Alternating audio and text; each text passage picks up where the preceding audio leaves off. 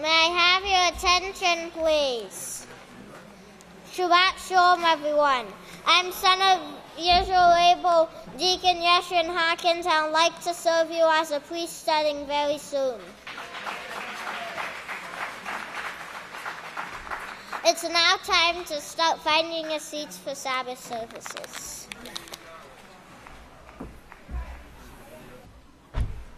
Shabbat Shalom, everyone. My name is son of Yisrayl Abel, Yahshua, and I'd like to serve you forever as a priest starting very soon. It is a privilege and honor to present to you the sons and daughters of Yisrayl Abel now entering the sanctuary.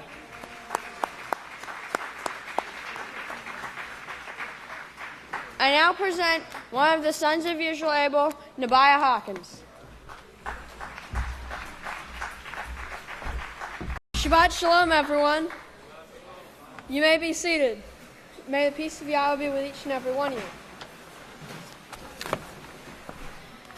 Today I'm going to be speaking about how the house of Yahweh is the only prophesied place of protection. If you can turn over in your books of Yahweh to page 471, it's Psalms 91 verse 7. It's page 471, and it says, 1,000 will fall at your side, and 10,000 at your right hand, but it will not come near you. Only with your eyes you will look, and you will see the reward of the wicked. Because you have made Yahweh your refuge, because you have made the Most High your house, the house of Yahweh, no evil will befall you, nor any plague come near your dwelling. So here you can see that Yahweh is going to protect a group of people while terror and devastation are coming upon the rest of the world. This group is known as the house of Yahweh. But how do we know that the house of Yahweh is the protected place? Well, if you can, let's look at Jeremiah 23, verse 5 and 8 on page 591, and I'll be reading the corrected translation in the New Prophetic Word.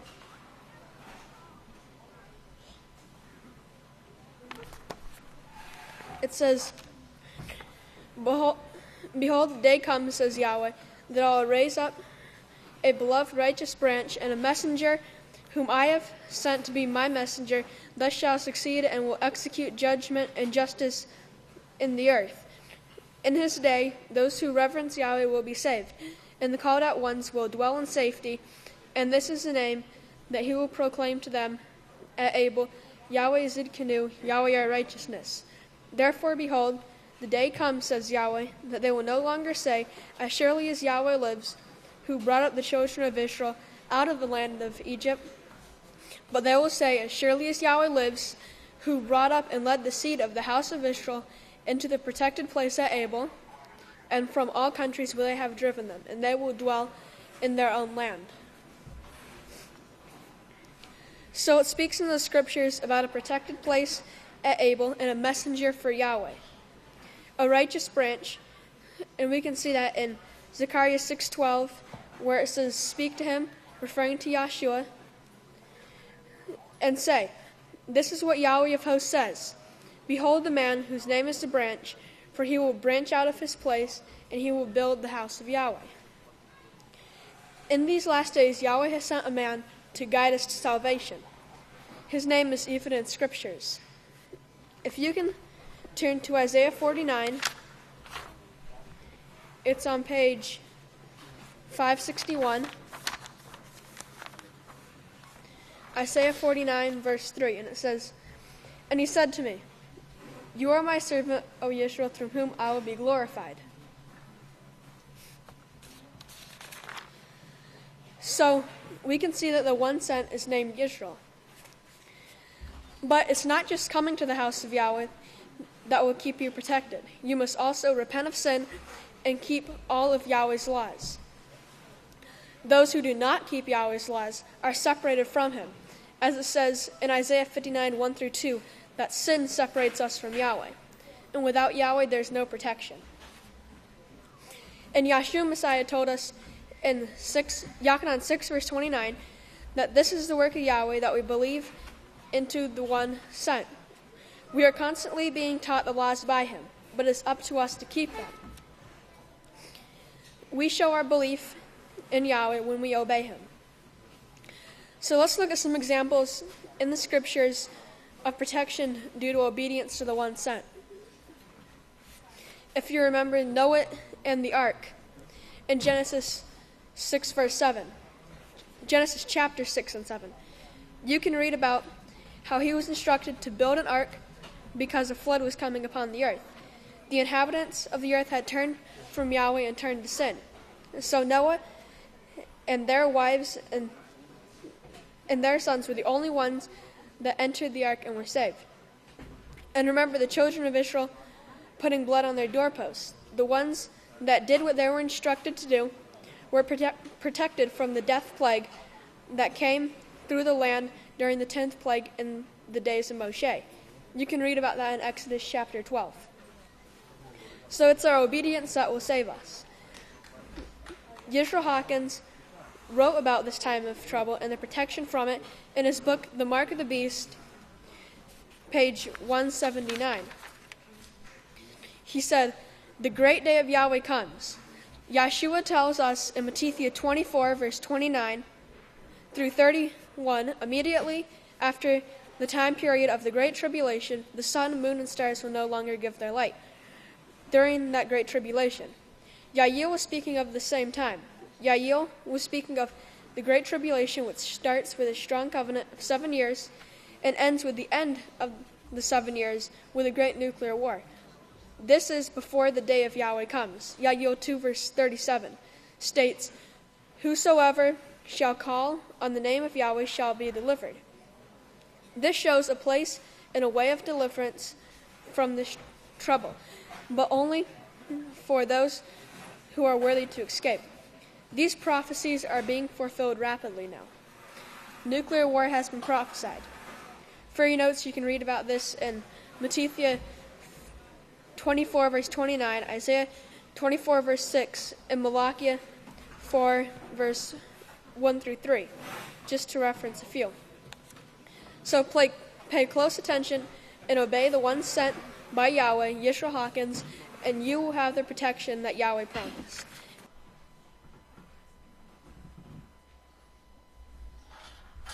If y'all remain standing, I'd like to turn it over to son of Yisrayl Abel, Deacon Yisrayl Abel. Shabbat Shalom, everyone. You may be seated.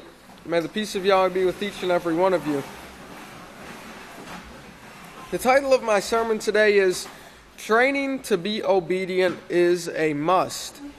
And training yourself in obedience to Yahweh's laws, statutes, and judgments, and it's not given to everyone to understand the Holy Scriptures by just reading them. But Yahweh shows through His Holy Scriptures the ones that He calls and the ones that He will give great knowledge of the Scriptures. And He says clearly in Revelations, if you'll turn over to Revelations, chapter 11, and look at verse 3. It says, "And I will give to my 2 witnesses to perform their prophetic offices, and they will foretell events about the 3.5 years those cast about with darkness." It says, "I will give to my 2 witnesses." But what is He giving to the 2 witnesses? Let's turn over to Isaiah 44.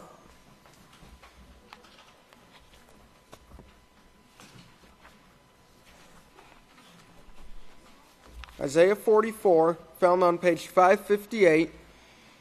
And in verses 1 through 8, we see the 2 witnesses here. And look at verse 8. It says, "Do not fear, nor be afraid. Have I not told you from that time, and have declared, you are my witnesses? Is there a source of power except me? Truly there is no other rock, I know not one." And look up to verse 7. It says, "And who as I will foretell and set it in order for me, since I appointed the ancient people and the things which are coming and will come, let them foretell them." So in verse 8 we see You are my witnesses. And in verse 7 he says, let them foretell them. Meaning I will give them understanding to tell my ways, and not just the prophecies, but the laws. Now we know that this is it, because one witness called the branch, in Zechariah, if you'll turn over to Zechariah, chapter 6, found on page 719, Zechariah 6, and look at verse 11. It says, take the silver and gold and make crowns, and set them upon the head of Yahshua, son of Yahweh, the high priest. Verse 12, speak to him and say, this is what Yahweh of hosts says. Behold, the man whose name is the branch, for he will branch out from his place, and he will build the house of Yahweh. Yes, he will build the house of Yahweh, he will bear glory, and will sit and rule on his throne. He will be a priest upon his throne, and the council of peace will be between them both. So in verse 12 he says, behold the man whose name is the branch, and he will build the house of Yahweh. So he's shown to build the house of Yahweh, not with hammers and nails and 2x4s. And in Micaiah, if you'll turn over to Micaiah, we can see what this is talking about. Micaiah chapter 4, found on page 705, Micaiah 4, and look at verse 3. It says, and he will judge between many people, and rebuke strong nations afar off. And they will beat their swords into plowshares, and their spears into pruning hooks. Nation will not lift up a sword against nation, nor will they learn war anymore. So he will be teaching his ways. It means he will train the branch and give him the ability to teach his ways. So he's going to build the house of Yahweh by teaching. And Revelation shows that it is given by Yahweh to do this. Go back to Isaiah 44.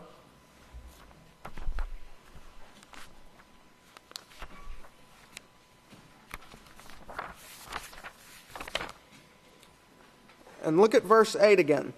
It says, do not fear nor be afraid. Have I not told you from that time, and have declared, you are my witnesses? Is there a source of power except me? Truly there is no other rock, I know not one. You are my witnesses, and then let them foretell them. We see in verse 7, let the two witnesses foretell them. So he gives them, as in Revelation, he gives the two witnesses the power and ability to foretell them. And this is the branch that we see in Zechariah 6 that will build the house of Yahweh. Now turn over to Isaiah 11. On page 537, Isaiah 11. And we also see this branch here. Look at verse 1, found on page 537. Isaiah 11, verse 1. It says, there will come forth a rod out of the stem of Yishai, and a branch will grow out of his roots. The Spirit of Yahweh will rest upon him, the Spirit of wisdom and understanding, the Spirit of counsel and might, the Spirit of knowledge and of the reverence of Yahweh, which will make him of quick understanding, and his delight will be in the reverence of Yahweh. And this all comes from Yahweh, so that he can smite the wicked with the rod of his mouth. Look down to verse 4. It says, he will smite the wicked with the rod of his mouth. In verse 5, righteousness will be the belt of his waist, and faithfulness the belt of his loins. Now remember this, the Spirit of Yahweh will rest upon him, the Spirit of wisdom and understanding, the Spirit of counsel and might, the Spirit of knowledge and the reverence of Yahweh, which will make him of quick understanding, and righteousness will be the belt of his waist. Now turn over to Revelations. Revelations chapter 22.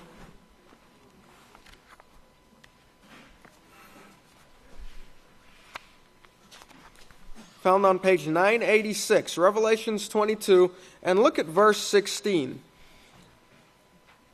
It says, I, Yahshua, have sent my messenger to testify to you these things in the congregations of the house of Yahweh. I am the root and the offspring of David, and the bright and morning star. So has sent my messenger in the congregation, and this messenger, as we know in Zechariah 6, let's go back to Zechariah 6,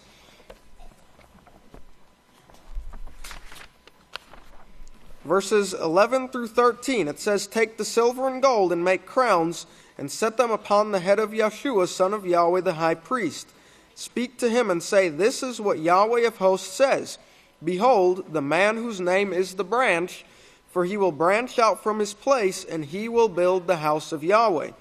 Yes, he will build the house of Yahweh, and will bear glory, and will sit and rule on his throne. He will be a priest upon his throne, and the council of peace will be between them both." So the messenger is the branch. And Yahshua in Revelation 22, back to Revelation 22, verse 16 says, "I have sent my messenger." And we know that messenger is the branch that would build the house of Yahweh. Remember Zechariah 6. Now turn over to Yahchanan.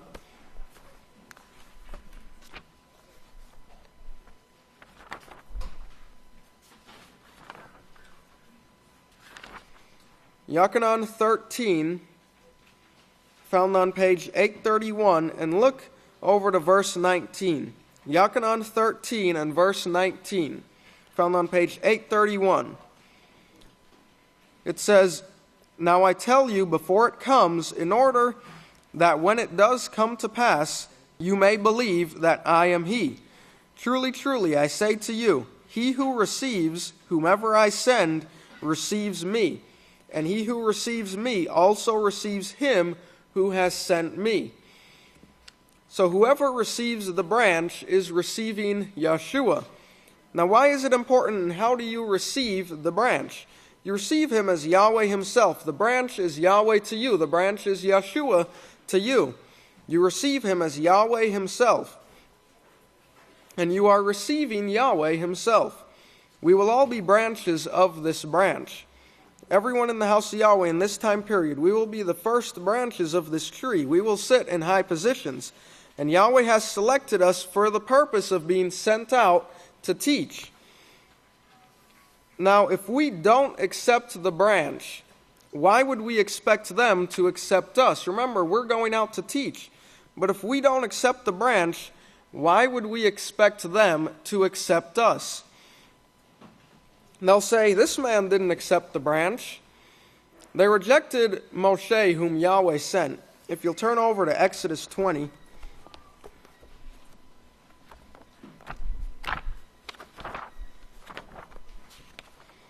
Exodus 20, and we see here Yahweh gives the 10 Commandments. And look down to verse 20. Moshe said to the people, "Do not fear, for Yahweh has come to test and prove you." This is found on page 61, Exodus 20, verse 20. Moshe said to the people, "Do not fear, for Yahweh has come to test and prove you, so that the reverence for Yahweh will be with you, so that you do not commit sin." So Yahweh is here to test you, or to see whether you will obey. And Yahshua said, they rejected Moshe, therefore the kingdom is taken from them. If you don't accept the one sent, those in the universe have no reason to accept you. The tests are to prove to Yahweh and the universe. And remember in Deuteronomy, turn over to Deuteronomy 30. The tests are to prove to Yahweh and the universe. Deuteronomy 30, verse 19, found on page 173. Deuteronomy 30, verse 19. "I call heaven and earth as witnesses against you this day, that I have set before you life and death, blessings and curses, because you are free agents to make your own choice between righteousness and evil. Therefore, choose life, so both you and your children may live." So we have to prove ourselves to the universe, or they won't believe us at all. If we don't prove ourselves, the kingdom will be taken from you. Those that don't prove that they accept the one sent, or the one that he sends, whether it's a supervisor or a teacher. And if the teacher is not teaching what he's supposed to, then that'll be taken from him. So we need to prove that we can accept the one sent, because if we don't, the kingdom will be taken from us. And with that, if you'll all please stand. It's my great honor and privilege to present to you the great Deacon Abishalom Hawkins. Shabbat shalom, everyone. You may be seated. May the peace of Yahweh be with each and every one of you. Today we're going to be talking, about something that's very important that we need to remember, especially in this last days time period, and that's the practicing of righteousness, we're going to get, this is something Yahshua stressed, deeply, as he who practices righteousness is righteous, and we're going to get a little into that later on.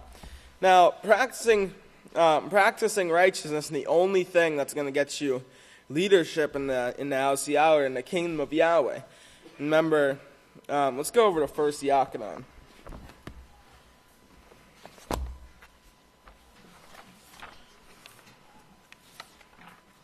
First Yahchanan, this goes along with what Deacon Yisrayl was talking about. And it's that it's the acceptance, not only the 1 cent, but and this is what the microbes. This is what the microbes are going to listen to. People who kept the laws of Yahweh, because they know that they're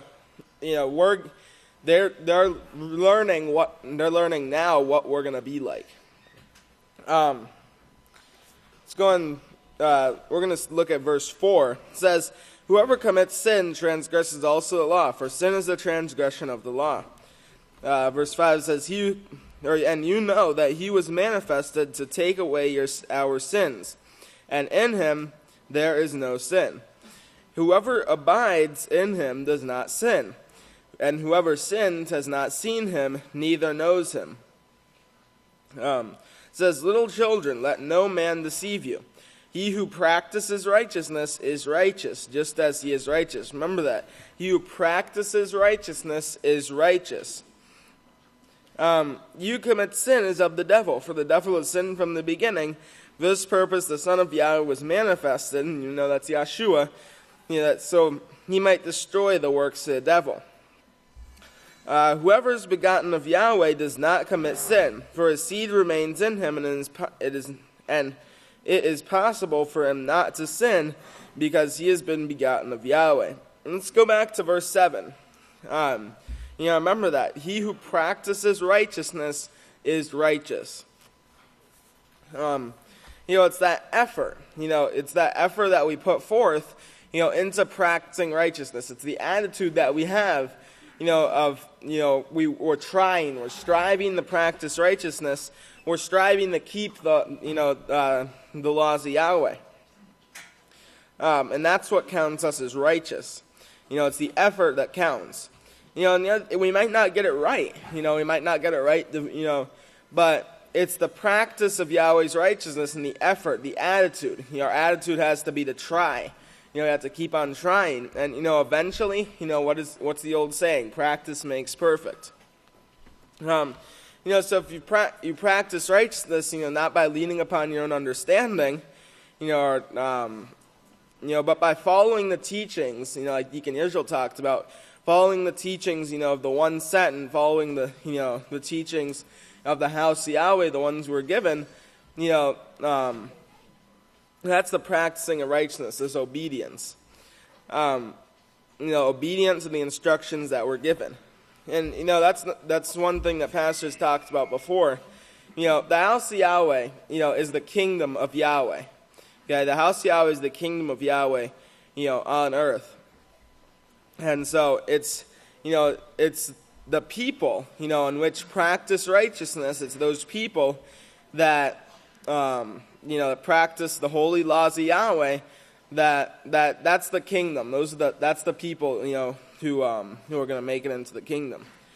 And we get this righteousness by obedience. Again, obedience is the key. We've heard that many times. Let's go and turn over to Romans. Romans 6.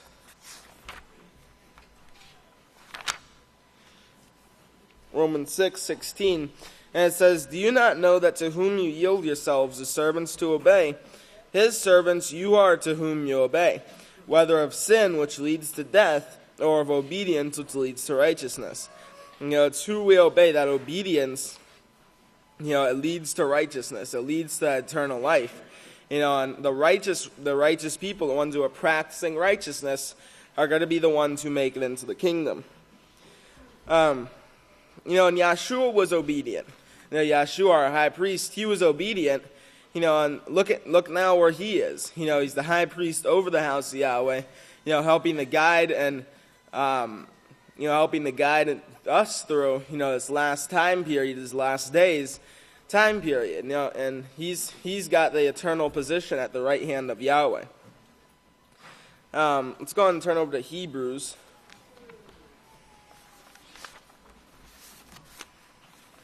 Hebrews 10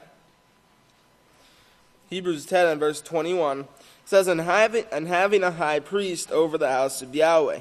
It's that Yahshua is that high priest. He's the one who's made it. He's qualified himself, to be our high priest, to sit at the right hand of Yahweh. It says, so let us draw near with a true heart and full assurance of the faith, having our hearts sprinkled from an evil conscience and our bodies washed with pure water. Okay, so, Yahshua was obedient. And Yahshua said to seek the kingdom of Yahweh. Let's go and turn over to seek the kingdom of Yahweh and his righteousness first. We can find that in Matthew 6, verse 33. It says, but seek you first the kingdom of Yahweh and his righteousness. Seek practicing righteousness. Seek keeping the laws of Yahweh by practicing this righteousness. And all of these things will be added to you. All this, the transportation, like Pastor said, they'll all be added to you. But we have to seek the kingdom of Yahweh and, be practicing righteousness first. That's Yahshua's words. Yahshua learned the importance of obedience. He learned it from the suffering, suffering that he went through, and also from seeing the suffering brought by disobedience. And seeing that, he learned the lesson. He yielded himself totally to Yahweh. And now he holds the eternal position at the right hand of Yahweh. That's a very high position there. Let's go and turn over to Hebrews. Turn over to Hebrews again. Hebrews 1 in verse 13, it says, but which of the Malachim has he ever said, sit at my right hand until I make your enemies your footstool? He's never said this to anyone else, except, Yahshua. He didn't say it to the Malachim, he didn't say it to the sons of Yahweh, but he gave this position to Yahshua. And Yahshua sits now at the right hand of the throne of Yahweh. And we have offered to us the second highest position. And it's at Yahweh's left hand. But only if we practice this righteousness. Only the people who practice righteousness are going to be the ones to make it in. And Yahshua said in his last words in the book of Yahweh, Yahshua said, if you turn over the Revelations, now he said that blessed are those who practice righteousness. Blessed are those who practice this righteousness. Let's look at verse 12. It says, and behold, I come quickly, and my reward is with me, to give every man, every woman, according as his work will be. I am the first and the last. I'm the beginning and the end. Blessed are those who keep his laws. Blessed are those who practice righteousness. That's what keeping his laws is, the practice of righteousness. That they may have right to the tree of life and enter into the gates through the city. For outsides are dogs, the sorcerers, the whoremongers, the murderers, the worshippers of gods, Elohim. Everyone who professes to love, yet practices breaking the law.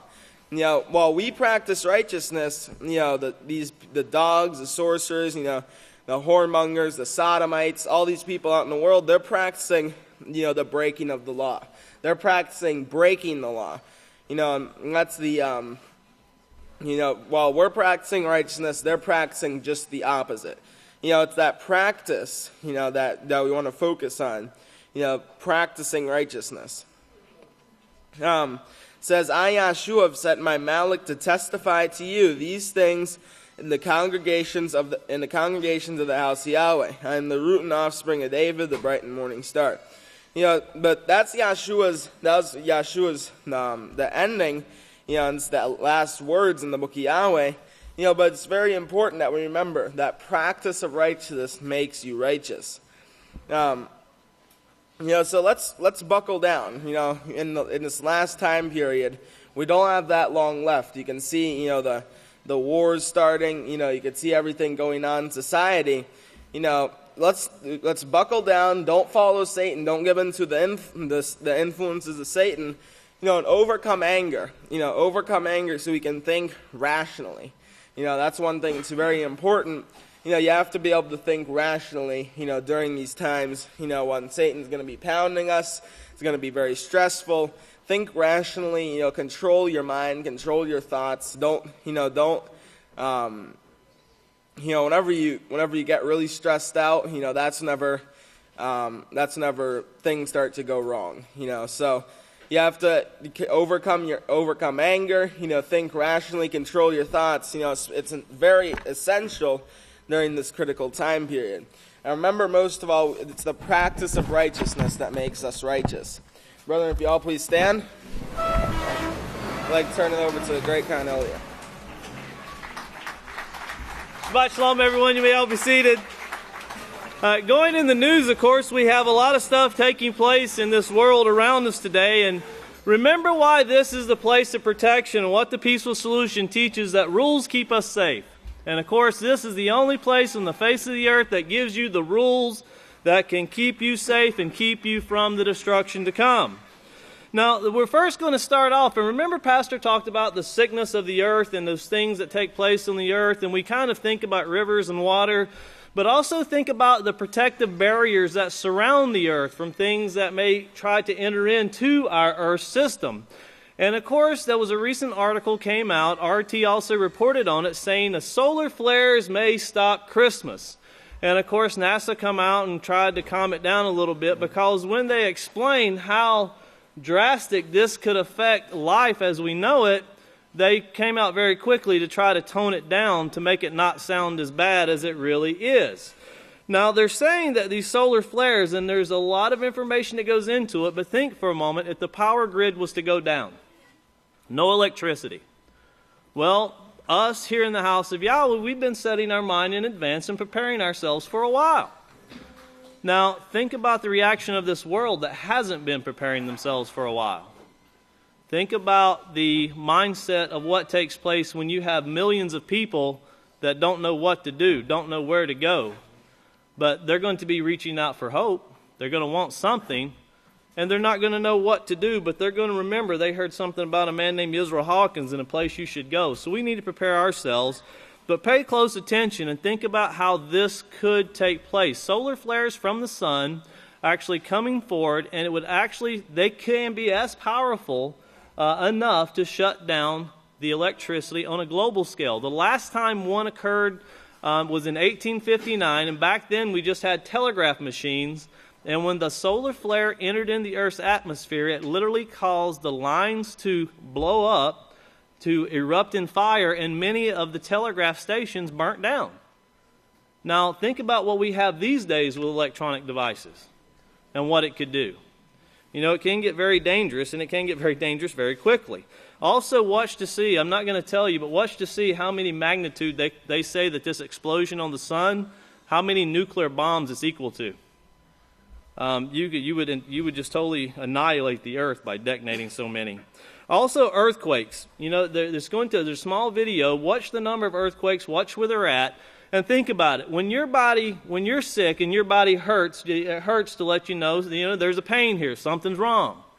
Well, what do you think occurs when the earth quakes and it's crying out? It cries out because what's taking place to it. It's not supposed to shake. It's not supposed to do devastating things that cause people to die. That was never the intention of what the earth was created to do, but it's crying out. And then think about these things when you go into the marketplaces. Of course, in Mexico, recently there were a lot of people doing their Christmas shopping, of course, and they were buying fireworks. Over 2,000 people were in this market, and they were buying fireworks when the whole place exploded. Now, think about this. In fact, I'll show you. This right here is a well-known device that's used by, it's spoken of by the governments around the world, how they can turn a phone into a bomb, to where they could actually take this phone, drop it in a box of fireworks, and when a certain phone number calls it, that ignites the phone and it explodes. And imagine dropping that off in a fireworks, a store of fireworks, where there's thousands of fireworks. Imagine what you get. I'm not saying that's how that took place, but think about when you go in these stores, how not everyone there is there to do righteousness. In fact, you may be one of the very few that is there that knows what righteousness is. Consider these things when you go out, because in Germany, remember last year in France, truck ran through a crowd killing lots of people. Well, this week in Germany, truck drives through a crowd killing lots of people. Everybody Christmas shopping once again, serving their gods. Now, as all these things are taking place on the community level, this last week you had President Putin and also President-elect Trump actually going toe-to-toe over nuclear arsenals, how they need to be built up, how they need to increase them. Keep in mind, the United States already has 7,100 reported nuclear bombs, missiles, and Russia has 7,300 reported nuclear bombs and missiles. How many do you need to annihilate life on this earth? Obviously, you don't need that many. It just takes a few. And then, of course, I want to tell you, it has it on the news. It's graphic, but it's something that you need to see. I know some people may say, oh, that didn't really take place, but, you know, Scripture says sin will reach its peak. People are dying in this world today. Don't let anyone deceive you and tell you no one's really dying. This is all fake. People are dying. Yahshua said this would be the worst time, worse than in the days of Noah. People are dying due to sin. The soul that sins, it will die. It shows this man literally being assassinated on live TV. Now, it's not as graphic as it could be, but think about when we don't keep the law of Yahweh, when we go away from the one sent, when we reject what the one sent brings us, we're just as guilty as anyone that would shoot somebody like that. We fall in that same category. And going along with that, of course, Iran, Russia, Turkey, and Syria are to meet in Moscow. And to keep that in mind, because Turkey is a NATO member, they're wanting to be a part of the EU, and they're dealing with Russia, trying to get something going in Syria that would not include removing President Assad, which is what the Western governments, they say, refer to the Western governments, United States and so forth, they're wanting to remove Assad from power. So watch this and keep in mind, because all of this is taking place in and around the great river Euphrates, where many people have died already. And then last but not least, the United States this week, they chose to abstain from a vote in the UN to back or not to back Israel. Now, it's important you understand, to abstain from the vote means they could have vetoed it to where it would have shot down this stopping these, what they're calling illegal settlements. The United States has done that many times. This time they chose to abstain. In other words, they did not vote yes, they did not vote no, they did not vote in any which way, shape, or form. So look at the tensions building and watch what's going on, because the end cannot be that far. If we could go ahead and please play the news. Pay close attention. What you're about to see is Bible prophecy being fulfilled.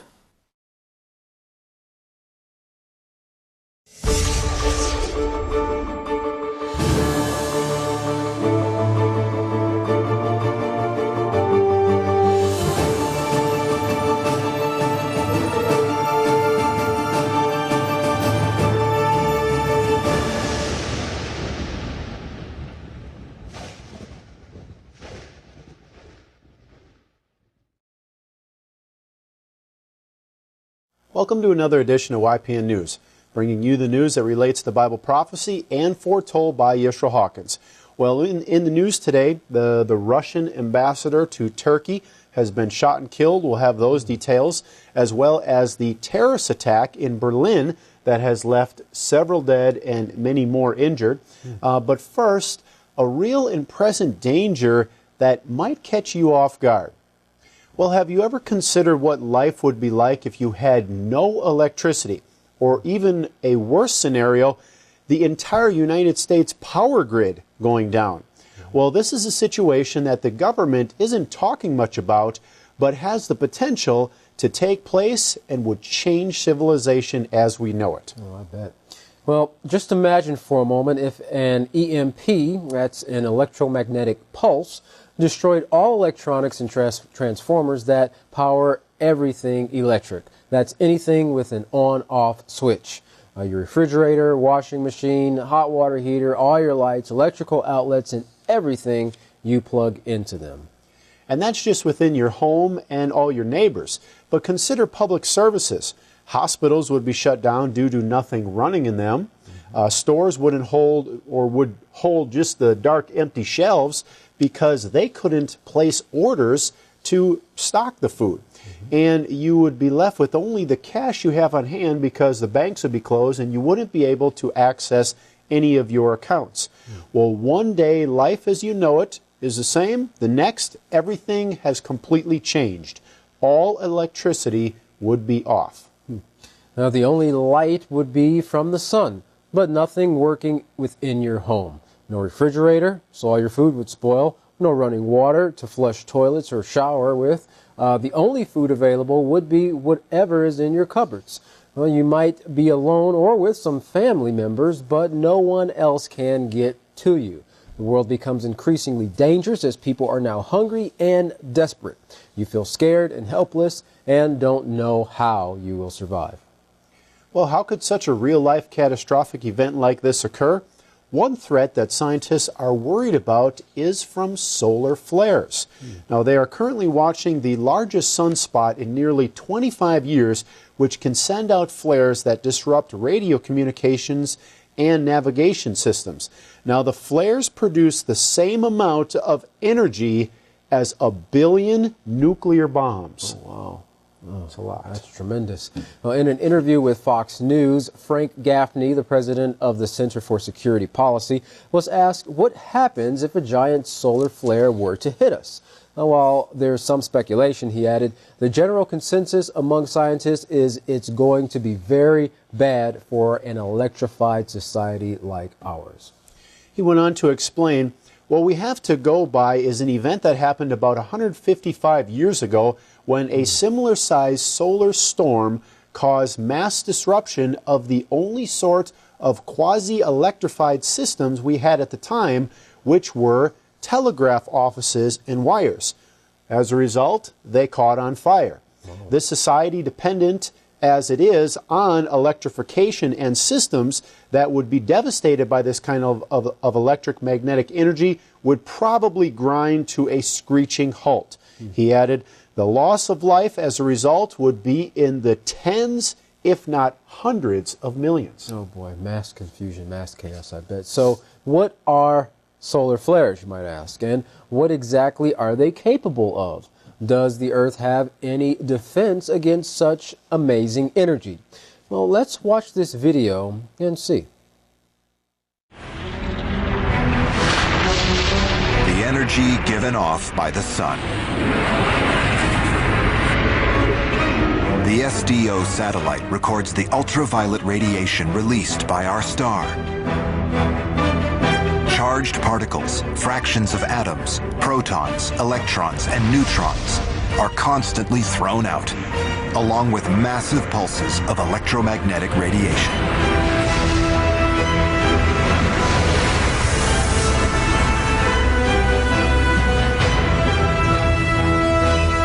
But occasionally, the sun throws out what's known as a coronal mass ejection.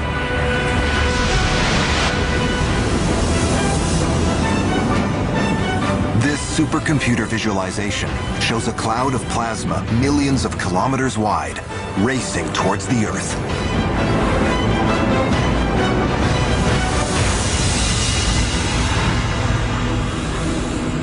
If these solar particles were free to hit the Earth's surface, they would do serious damage to any living thing, producing fatal mutations in their DNA.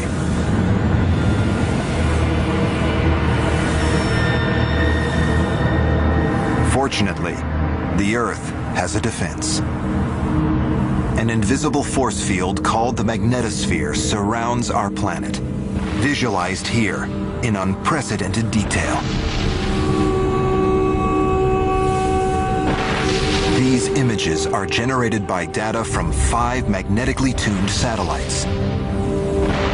Called Themis, the network of spacecraft reveals the force field as it is constantly bombarded by the sun. The shape of the field is produced by the sheer force of the radiation hitting it. A nebulous teardrop 200,000 miles in diameter.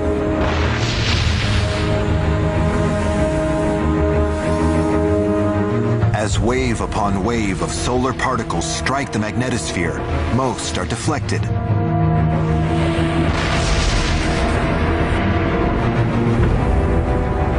But when a coronal mass ejection arrives, the charged particles peel open the magnetic field's outer layer.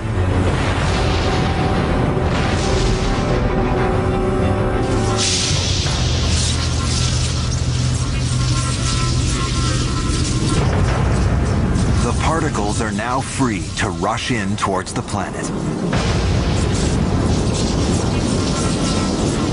The Earth's inner magnetic field steers the radiation towards the poles, triggering one of nature's most remarkable sights.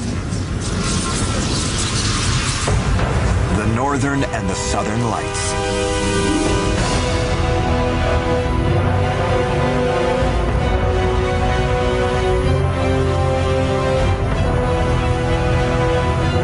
And here, we can see the Earth's second layer of defense.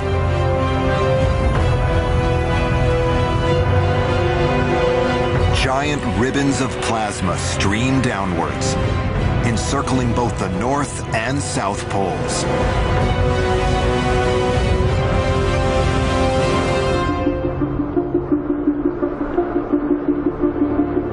As they strike the upper atmosphere at extreme speed, they excite the molecules of air.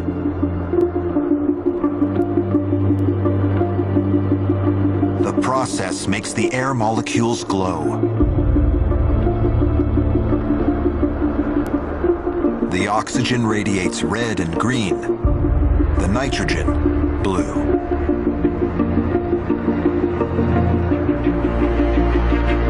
Energy that would otherwise mutate all life on Earth is dissipated by the upper atmosphere.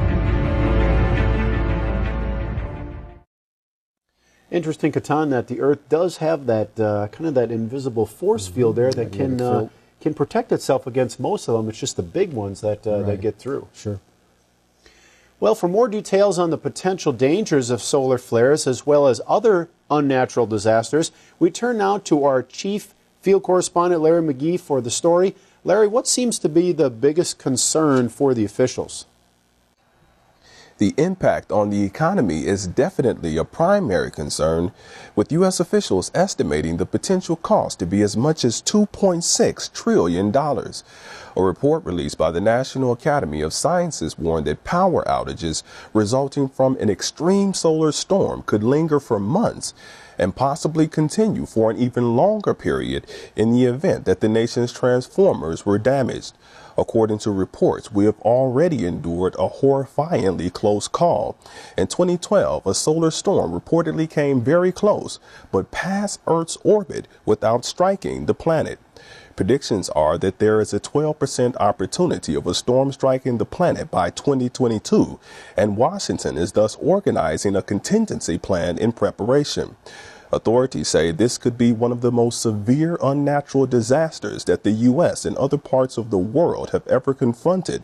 Officials report that the weather in space being out of control has the potential to produce substantial and detrimental effects on the nation's economic and social well-being. Experts believe that out-of-control space weather is a very real and present danger. The danger of unnatural disasters is not just a matter of near and outer space. The multitudes of life teeming within the earth are obviously suffering as well, the saddening symptoms of which can be easily seen in its many earthquakes.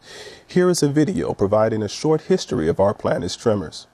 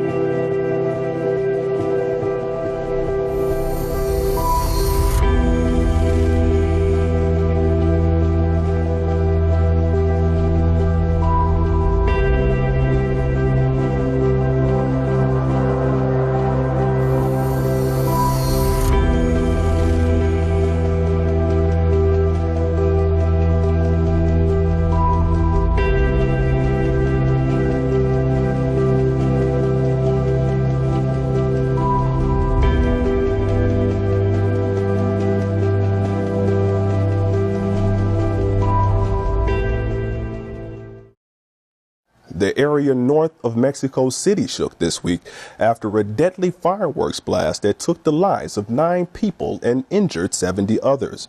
Those figures are expected to worsen as more than 2,000 people were roaming the popular open-air market of San Pablito and Tultepec, attempting to stock up on fireworks for Christmas and New Year's celebrations. The damage from the explosions are reported to have extended to nearby homes. Safety officials are stated to have requested that citizens remain at least 3 miles from the scene as efforts to hose the market down continued. But ultimately, however, observers believe that firefighters will be left with little choice other than to let the fires of the famed holiday shopping district burn out. For YPN News, I'm Larry McGee, the Time Jeff. Back to you. Well, it's a lot taking place on our earth with these natural or unnatural disasters. It'll be interesting to see where we are in the next few years. Well, in a crowded Berlin Christmas market, a semi-trailer loaded with steel plowed into crowds of people, leaving at least 9 people dead and 50 hurt in its wake. The White House is calling this an apparent terrorist attack, and the driver has been shot dead in a shootout with Italian police during a routine traffic stop. Last month, the State Department warned travelers that outdoor markets and holiday markets could come under attack. Now, as a result of these threats, security has tightened in the United States. At the location of that fatal attack, witnesses say that the truck jumped the curb, barreled into the crowd, and then just kept going. Now, an American journalist said she was just feet away when the attack occurred. She said it just looked like an accident, like the truck jumped the curb and was just going too fast and sort of just swerved into the market. But, of course, they learned it wasn't just an accident. Sure, yeah. One British tourist, Mike Fox, said the truck narrowly missed him. He spoke to some reporters recalling the night's events of how he actually spoke to people who had broken limbs that were laying on the ground, as well as seeing others covered in blood. Even at one point helping to extract trapped victims so they could be transported to the hospital. Some of the stalls at the market were flattened, and rescuers actually rushed to struggle to get victims trapped underneath the truck to safety. The Polish man was found dead in the truck at the scene when police arrived. Now, the truck had Polish license plates and was registered to a Polish trucking company. German authorities haven't said if the attack was terrorist in nature, but it is eerily similar to the France attack last July when a truck tore through a holiday crowd and killed 86 people. Now, ISIS claimed responsibility for those attacks and urged its supporters to launch similar attacks elsewhere. The Polish owner of the truck said that he believes the truck was stolen and hasn't heard from the driver since the afternoon. So far, German police are keeping quiet about the suspect's nationality. Now, Russian President Vladimir Putin has said that the country needs to reinforce the country's military nuclear potential, especially with projectiles that can penetrate existing and prospective anti-missile systems. Now, these words were spoken at a defense ministry meeting in Moscow. He also called for monitoring of and changes in the balance of power as well as the political military situation in the world. Now, Putin also called on the Russian Defense Ministry to be ready for threats that could occur at the Russian border and quickly adapt plans to neutralize them. In regards to Syria, he said that Syria has carried out several successful operations against militants thanks to Russian support. Well, a little closer to home, the U.S. President-elect Donald Trump has said that Washington must really strengthen and expand its nuclear capability until the world, quote, comes to its senses, end quote. These statements come a day after meeting with senior military commanders, including Vice Admiral James Searing, who heads the Missile Defense Agency. Now, these statements are seen as a departure from President Obama's policy to push for the entire elimination of nuclear weapons. Currently, the U.S. has 7,100 nuclear warheads to Russia's 7,300. Now, the U.S. wants to strengthen its triad nuclear system consisting of ICBMs, nuclear submarines, and strategic bombers capable of carrying and launching nukes. That's amazing. There are not even that many countries in the world, and there's over 14,000 nuclear weapons just between the two. It's an incredible amount between the two of them. That's unbelievable.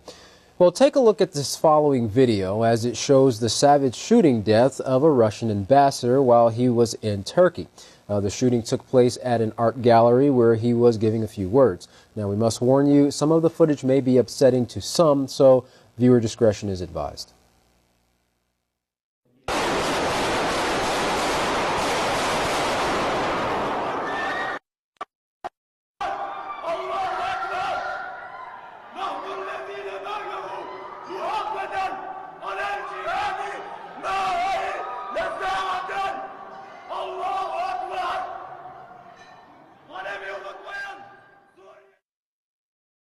Well, those type of situations, Katan, are never going to help with this going back and forth between these nations. That's right. Well, Iran has announced a trilateral meeting of Iranian, Russian, and Turkish foreign ministers regarding Syria has been hastened due to the situation in Aleppo and will be held Tuesday in Moscow. Iran's foreign minister spokesman said that the evacuation of terrorists and the humanitarian situation will be on the agenda and that Iran is concerned about the displaced in Aleppo and other parts of Syria and the fragile situation in Aleppo. Yes, and lastly, the U.S. has recently abstained from a UN Security Council vote, which was 14-0, which allowed the UN to condemn Israeli settlements in the occupied West Bank of Jerusalem, which is deemed illegal construction under international law. The U.S. Ambassador Samantha Power said that settlements make it harder to negotiate a separate Palestinian state, which the administration believes is crucial to lasting peace. And this on top of President Obama and Israeli Prime Minister Netanyahu's icy relationship, due in part to Netanyahu's continued settlement building. Now, Netanyahu's office called the vote shameful and said that the U.S. failed to protect Israel. Israeli officials implored President-elect Donald Trump to intervene. Now, Trump posted in a tweet opposing the current president's action, saying the resolution should be vetoed. He also called the Egyptian president who delayed the vote. Well, after the vote, Israeli Ambassador Danny Danon said this vote will make a peace deal harder. Now, White House officials insist that President Obama has been a friend to Israel and referred to a recent $38 billion military aid package, which is the largest in U.S. history. And, of course, Donald Trump tweeted after the vote that things in the UN will be different once he's in office. So we'll see how that relationship changes between the United States and Israel. But for now, we know that the sun isn't the only thing that's flaring up and preparing to throw the world into confusion, as we mentioned in some of these articles here. The intentions of mankind's heart and their hostile actions against their neighbors are flaring up as well, eventually leading to an all-out nuclear war. Well, I don't know if the U.S., Russia, or any other nuclear-equipped country will try to utilize all their nuclear weapons, but scientists agree on one thing. There will be no winners at the end of this thing, and all hope of life will be gone. Well, Yisrayl Hawkins and the House of Yahweh has been teaching the laws of life and peace, and of course, that is the only hope for mankind at this time. To find out more, contact the House of Yahweh, and when you do, don't forget to request your free copies of the monthly newsletter and the Prophetic Word magazine. To contact the House of Yahweh, you can write them at The House of Yahweh, P.O. Box 2498, Abilene, Texas 79604. You can call them at 1-800-613-9494. Visit them on any of their websites, www.yahweh.com, www.yisraelhawkins.com, or www.yahwehsbranch.com. You can also visit our website at www.ypnnews.com. For any emails, you can email at info@yahweh.com. For any international calls, please call the number on your screen. And once again, we'd like to remind you to go to www.yisraelsays.com and check out the Yisrael Says program to answer all your scriptural questions. Well, the world may be a scary place to live, but Yisrayl Hawkins has the solution of peace to calm you down and to bring you back to the original way of life as found in the Holy Scriptures. Up next, Yisrayl Hawkins. For all of us here at YPN News, I'm Kohan Yliyah. And I'm Jeffrey Heimerman. Thank you for watching.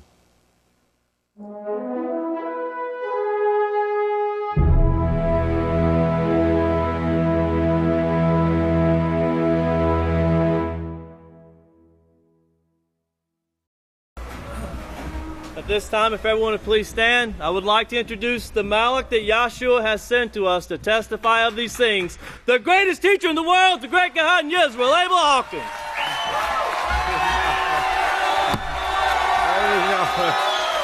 Hey, we must have a feast going on, huh? Look at that. We got a full house here. Praise Yahweh. Like the roof for our sake. Oh, you're wonderful. You may have a seat, please. May the peace of Yahweh be with each and every one of you.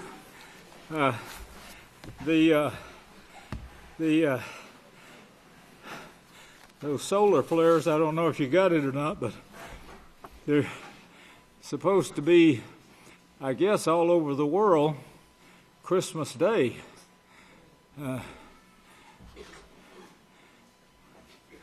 They picked a time for it, didn't they? You know, we were talking this morning about the safe room, and we are going to have drills for that this afternoon. I guess it'll be announced if it wasn't already. But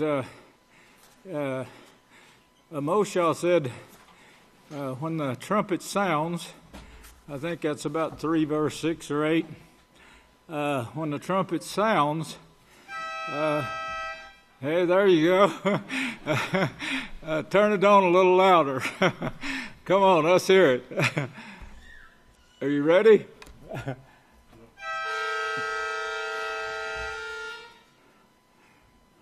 I think I could holler louder than that. It says,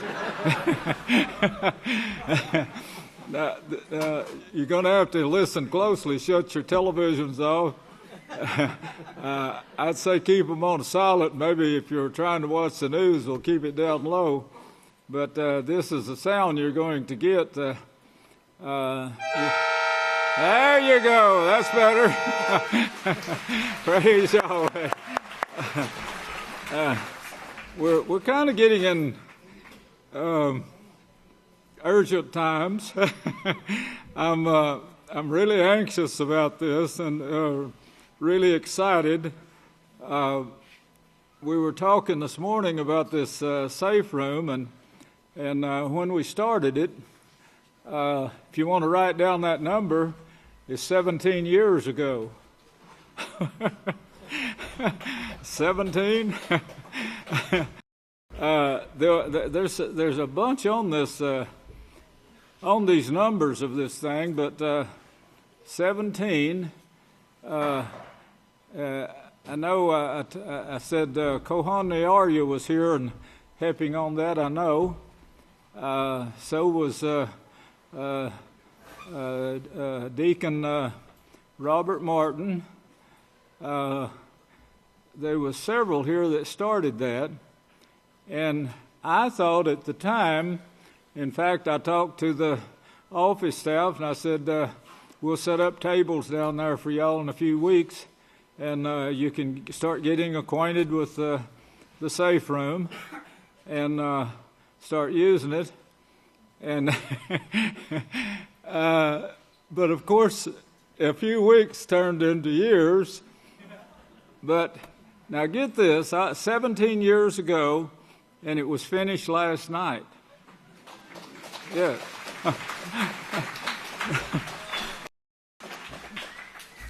I said, there's got to be something to this, so we got to talking this morning about it, and when it took place, I said, Yahweh has got to have us a message here in this thing for this to be, started that soon, and like I said, we were going to use it a few weeks later, and yet we didn't get through till 17 years later, to the day now, the day before we need it. Anyway, those drills that you'll be going through, and that alarm, if you're home, we'll be driving the fields, the roads, and sounding that alarm. And when you hear it, you really need to be ready to grab your bag laying by the door Don't hide it. It'll take you 30 minutes to find it. Grab your bag and head to the sanctuary.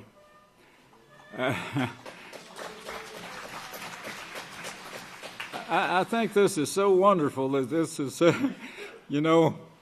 finally coming to pass. That solar storm that they just showed on the news there, being here on that day, the prophecies and these numbers right here, I'm not as convinced on numbers as I am prophecies. The prophecies to me, it's a sure thing. There's no doubts at all. If we got the right number, the prophecy says what is going to take place. But it seems like these numbers are matching up with the prophecies, and that's what encourages me about it, that we've got two ways that Yahweh is talking to us here. But if you can think of this number here, that number 17 was on my stone that Yahweh gave to me and said, "This is your lot." 17, 28, 74 were the three numbers that was on that stone. And he said, "This is your lot." And that was found this week in the scriptures. And I got so excited.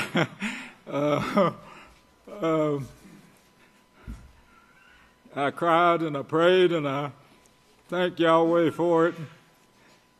And every one of you are mentioned in that. Of course, what's marvelous to me is, whether you know it or not, you're all standing on the sea of glass right now.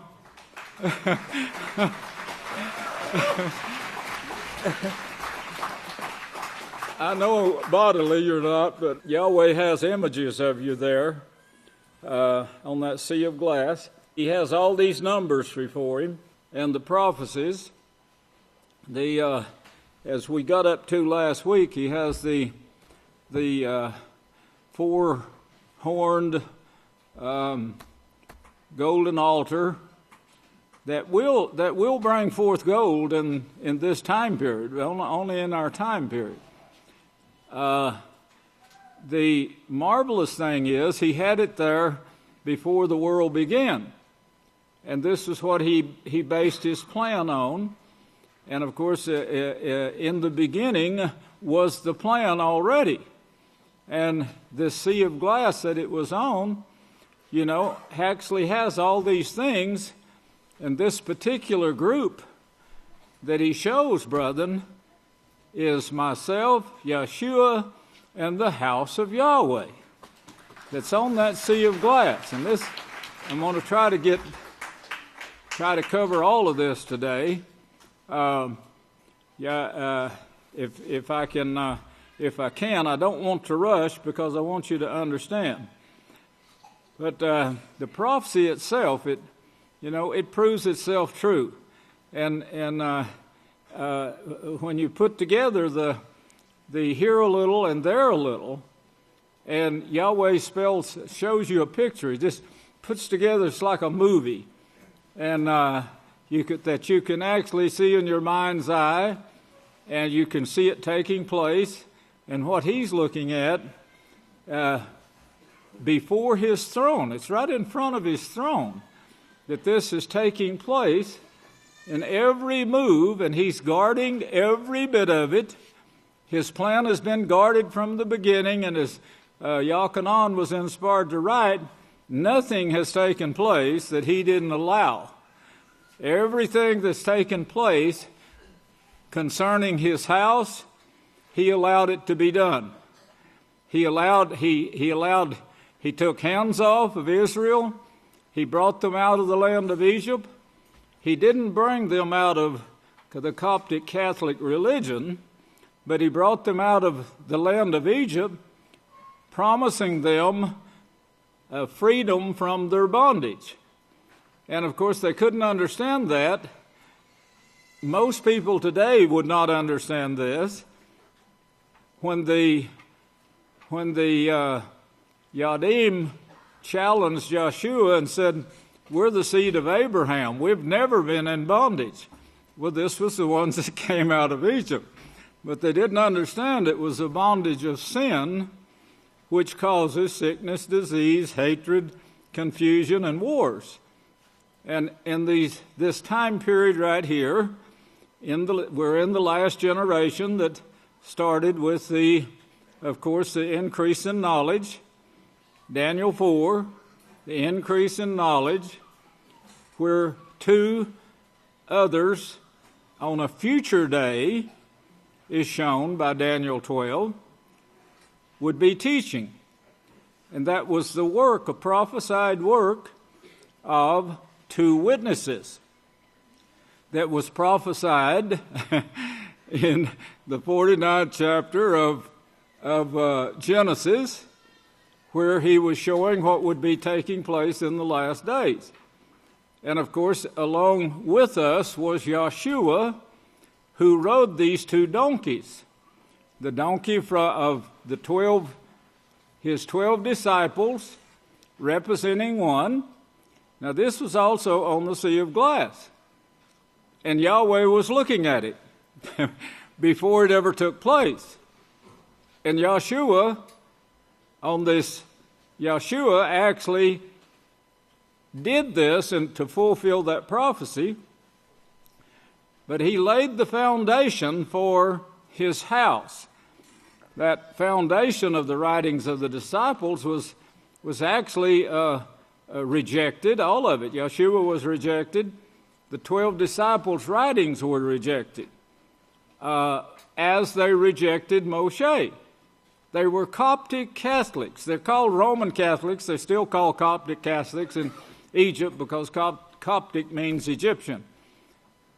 But today, the leader of the quartet that is represented by the four horns of the golden altar, get that in mind, and then you'll see it when I show you the scriptures as we go through here today in detail. But the quartet, the Catholic means universal, meaning they worship all the gods in the universe, bar none. They don't worship Yahweh because he's not a god. He shuns that. He hates this. The gods, the word God actually means evil. And Yahweh has nothing to do with evil. He will not have anything to do with evil, because the evil is what brings forth the rebellion to the laws, the school that called Nimrod, that puts the people in bondage, puts them in bondage, the bondage of sin, and of course keeps them working for the beastly system. It was so interesting a couple of days ago, they're showing the average, I think it was 32% of the young adults are living with their parents. They take a husband or a wife and they move in with their parents because they can't pay the rent. They can't pay the rent. Well, that's one thing they can't pay. The automobile, the insurance for the automobile, the registration for the automobile. you can go on and on with these automobiles. And they said that I think it was 70-something% that couldn't afford a repair on their car right now. If their car broke down, they just couldn't afford to fix it. So I thought maybe we might send a message, get a horse, or try walking again. The body was made to walk 26 miles a day. That's the way Yahweh made your body for that. I fall a little bit short of that. I run a little and walk a little and jump up and down a little, and especially when I'm waiting back here to speak. And many other times trying to keep things loose and running right. But anyway, this what we're seeing here right now, Yahweh prophesied it thousands of years ago. That is, he had Adam. Adam write some of these things for us. Then he had Abel write some of these things for us. And each one down through history shows us these things, and they speak of things in Genesis that we see the finishing touch of the donkeys, the 12 donkeys of Yahshua, who wrote after he died, put these things in writing, and Yahweh had them gathered, had all of this gathered up together. Even the writings of the apostles were gathered up and put with book 1 of the book of Yahweh and given to us. And there's no way you can understand book 1 completely without book 2. And that's Yahshua's speaking to us in these last days and inspiring us. He's high priest over the house of Yahweh. In Daniel 4, let's rehearse that just a little bit. Daniel 12 and verse 4. Remember, if you got Daniel 12, hold your finger there and look over to Revelations 11.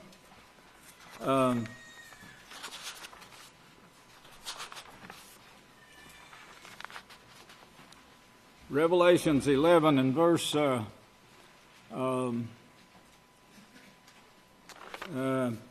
3, and I will give to my 2 witnesses.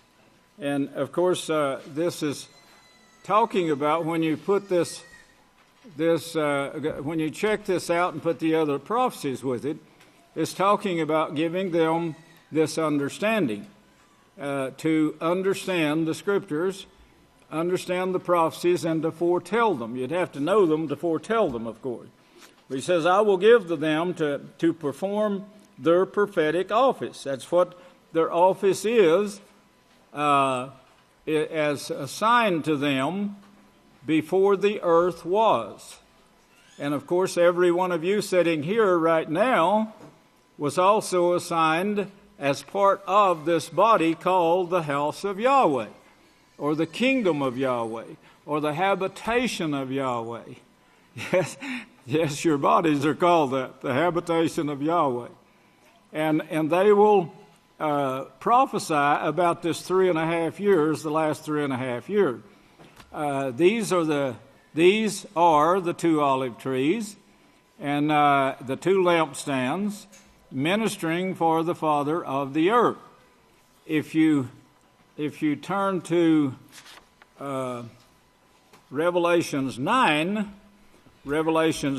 you see here in verse 13, 4 horns of the golden altar, which is before Yahweh, before him, on this sea of glass, sitting right in front of him as you are right now, in front of Yahweh, on this sea of glass.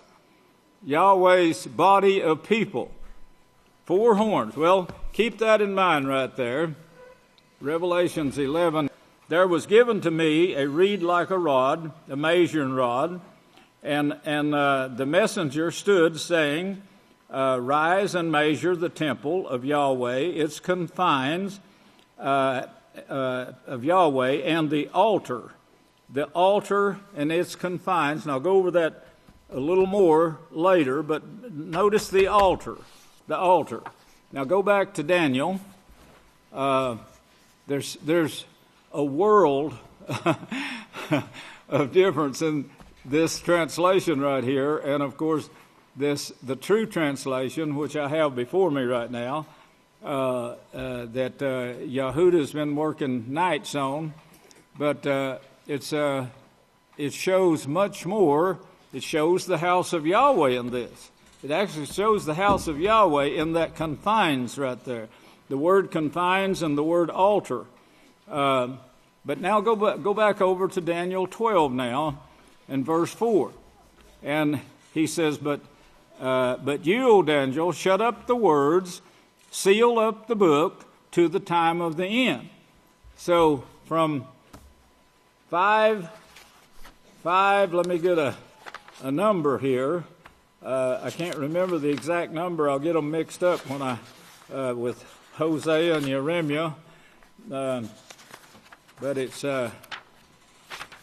he wrote from 607 to 534 BY.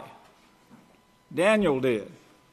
Now from that time, 607 before Yahshua till 2000, you getting this?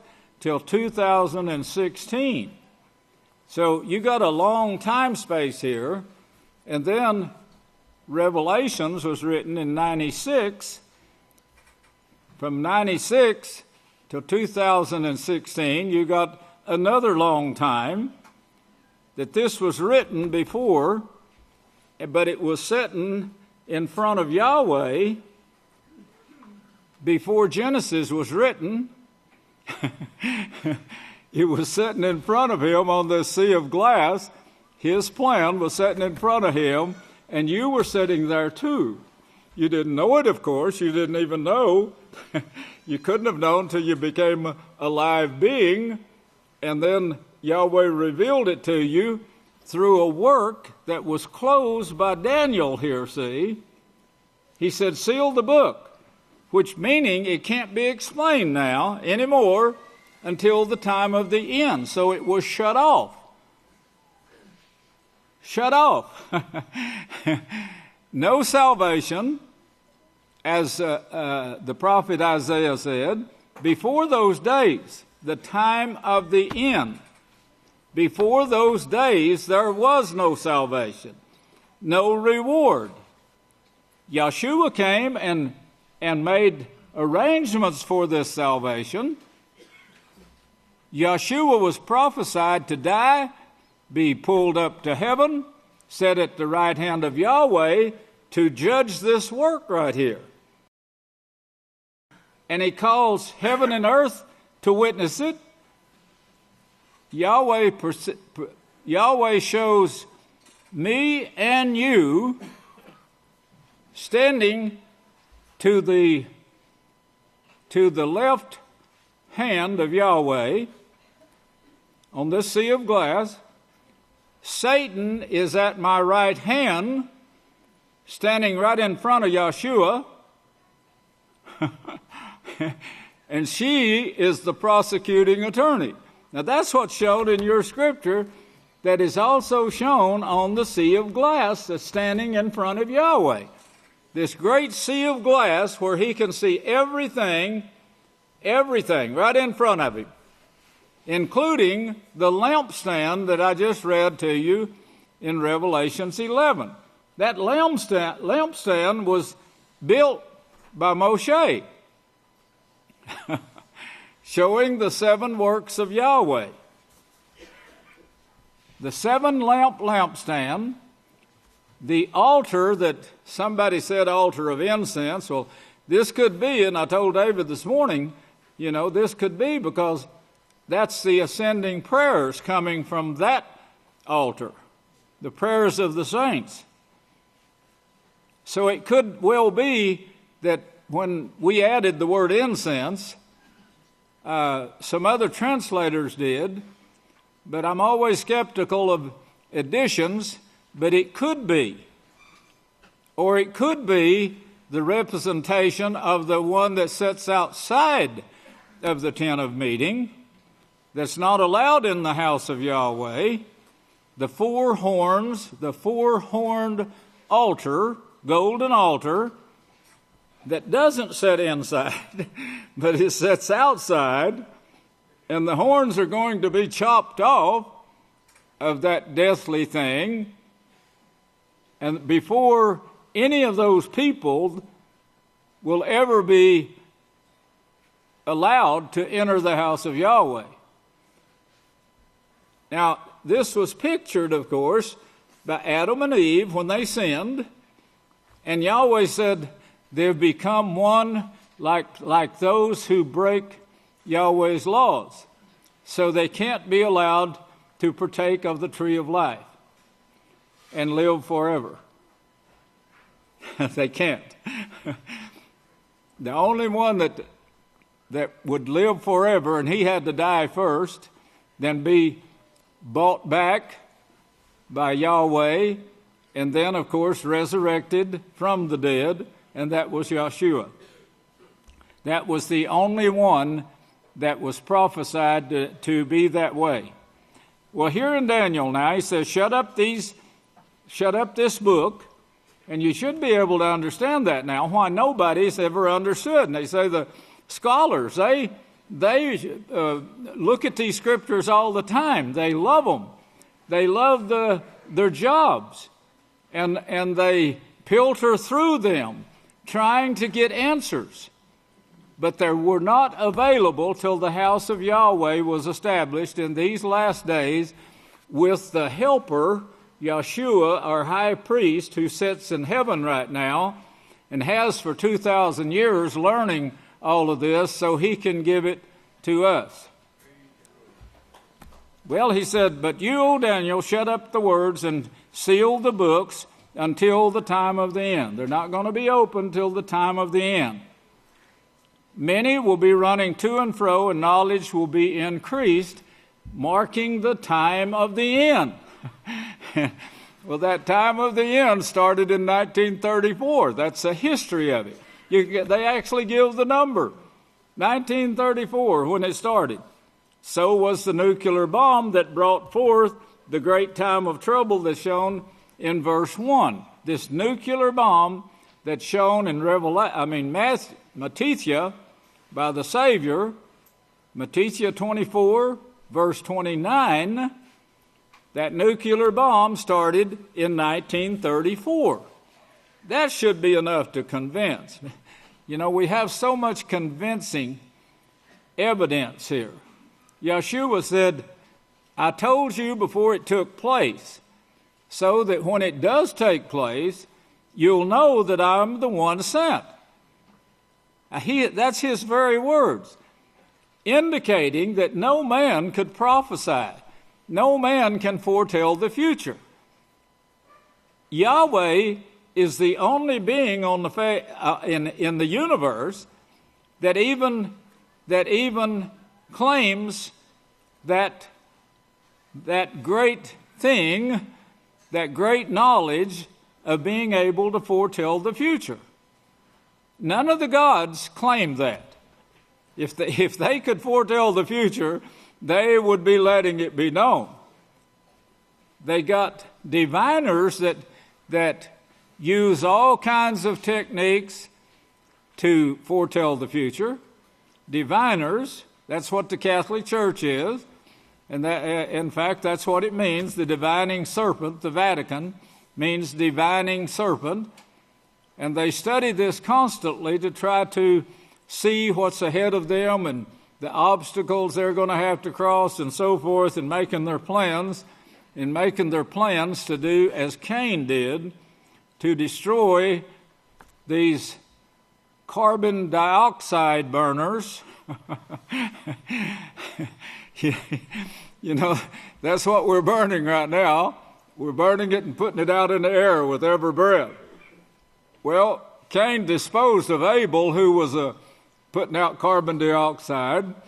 Well, there's too many people on the face of the earth now, and the Catholic Church wants to do the same thing. Depopulate the earth, cut down on carbon dioxide burners, and stop global warming. Well, knowledge would be increased, and then verse 5, he looks and there's two others. He sees these two others teaching. See, they're teaching. On that future day teaching, 6, telling about the time of the end. Telling about it, teaching about it. And then Revelations, of course, is not the next one. I mean, there's several others before that, where it, like Isaiah 44 said, let them tell them. let these two brothers tell this. He's talking about not just two men, but two congregations. Let them foretell them the time of the end, verse 4, then this would be shown. Verse 1 shows the greatest time of trouble. 3 shows those who are righteous. Those who are righteous. Now here is setting in front of Yahweh this thing. Those who are righteous, that's the congregation of Yahweh practicing. As Yahchanan said, if you practice righteousness, then you are righteous. You're considered as righteous. It's when you, as the great Deacon just brought out in his sermon this morning, if you don't practice righteousness, you practice evil. But the very fact that you're not practicing righteousness means practicing evil, because you're told to practice righteousness. So you're breaking the law if you don't. But 3 shows the righteous and the wise in this great time of trouble, the end, the time of the house of Yahweh, the last days, the end, it says, until the time of the end. And he sees these two witnesses starting the generation. The generation started in 1934. 1934. Now, even the King James Version, by the way, shows, let's turn over to chapter 12 of Deuteronomy. Even the King James Version kindly slipped up on that righteous there. They actually put it in there. I think 3 popes later, they're still trying to kill people for it. You shouldn't have put that word. You shouldn't have used that word. Well, there's only one righteousness, and that is Yahweh. Yahweh is our righteousness. That's the banner. You remember, we hung. And when they come against us, then you're going to see that banner go up. Well, that's what the Scripture said, and that's what occurred. And the figures there, the numbers that we're putting together now, that Yahweh has shown us these, and we're getting better at it. I remember when this book was put out by Bullinger, Number in Scripture, and I was going through it, and I said, "Man, this is really great." And but of course, it wasn't as needful then as it is now. When I said we've got to figure out for our people what Yahweh is showing us in this, because He's showing us the time of trouble, and He reveals it to His people before it takes place. And of course, that's what's taking place here. Now, only He could hold this back. Only He could hold the nuclear wars back that's going to depopulate the earth by 4/5. In Deuteronomy, the 12th chapter, Deuteronomy 12 and verse 4, you must not worship Yahweh, your Father, in any of these ways. And of course, He shows what is righteous here and tells you the first step to take. Look at that. Verse 5. Verse 5. The first step is what Yahshua said. Seek first the house of Yahweh. If you could understand that and go to the house of Yahweh, then Yahweh will teach you and train you. But it's at His house. If you remember now, Yahshua, He says, in Revelations 22:16, He said, I've sent my messenger. The messenger was brought out this morning by one of the great deacons in his sermon. The messenger, the branch, and made very clear, I thought, for everyone. Seek first the house of Yahweh. Seek it first. And His righteousness. That's what you've got to do. That's the first step. Don't do as you're doing here this day. That's the reason the wars are coming. In Daniel 12:4, that shows us, don't forget, that's the time of the end, because the house of Yahweh was taken down. All the artifacts taken to Rome in 70 AY. All of it. Every stone removed, and Zion plowed like a field, Mount Zion. Jerusalem became a heap of rubble. Now that's prophecies, and they all came to pass. Amos 3 showed this. For your sakes, I'm going to take you out of here and take you beyond Babylon, Yahweh said. Take you beyond Babylon, and there you'll take your part as the quartet, using the four nations, the four religions that Daniel saw, plus the mouthpiece, the Pope, taken to Rome. Daniel, 1,482 years ago, wrote that prophecy. That should just blow your mind to see it taking place right now. See it actually taking place. And then Micaiah's prophecy say, in the last days, in the end, I'm going to establish my house. Yes, it was taken down. Jerusalem became a heap of rubble. Every stone was removed. Everything taken to Rome. And Yahshua said, Yahweh will not be worshipped here anymore.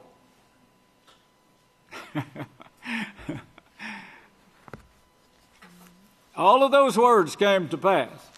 Let's turn over now to Zechariah.